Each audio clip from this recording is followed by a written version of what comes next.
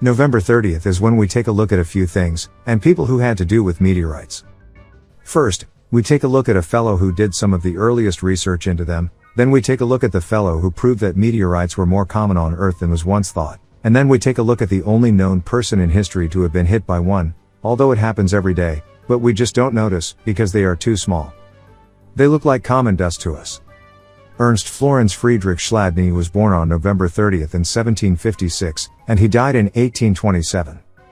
Chladni is a German physicist, who is known as the father of acoustics, for his investigations of sound. Chladni figures are seen when thin plates are covered in sand, and vibrated.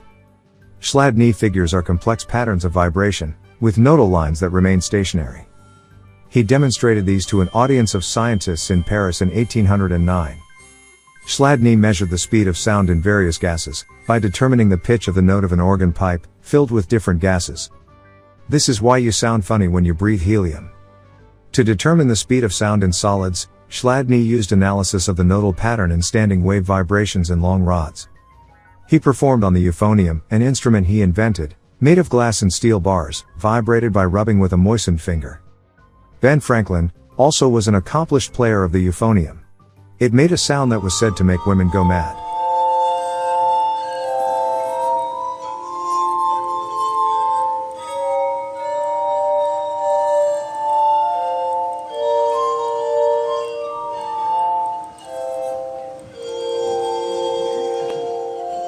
Chladni also was one of the first to investigate meteorites. At the time, people, without researching anything, said that the fireballs in the sky were from volcanoes. Chladni researched them, collected all of the evidence that he could, interviewed people about what they had witnessed, and he wrote a much maligned book about them. In the end, it turned out that Chladni was right. He believed in himself, and the evidence, rather than listening to the againsters. Daniel Barringer died on November 30th in 1929, at the age of 69.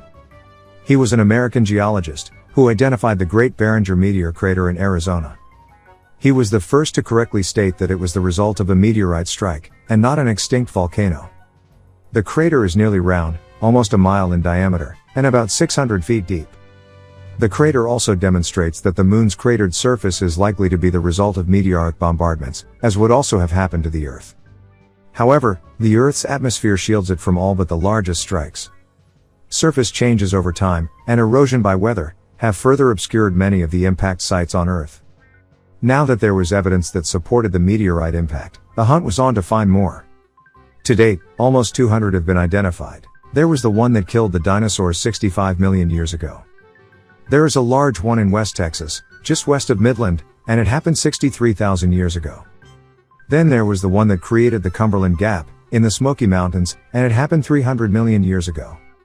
Then on November 30th in 1954, in Alabama, Ann Hodges was bruised on the arm and hip by a meteorite that fell through the roof of her house. The rock was 9 pounds, and about the size of a softball. Ann donated it in 1956, to the Alabama Museum of Natural History, and it is known by her name as the Hodges meteorite. Meteors are hitting the upper atmosphere constantly, but most are small enough that they burn up well before they hit the ground. An estimated 40 tons per day lands on Earth's surface as dust, or very small pebbles. About 1 per day is large enough to be seen or picked up by radar, and about 1 per month reaches the surface of Earth. Encourage science research.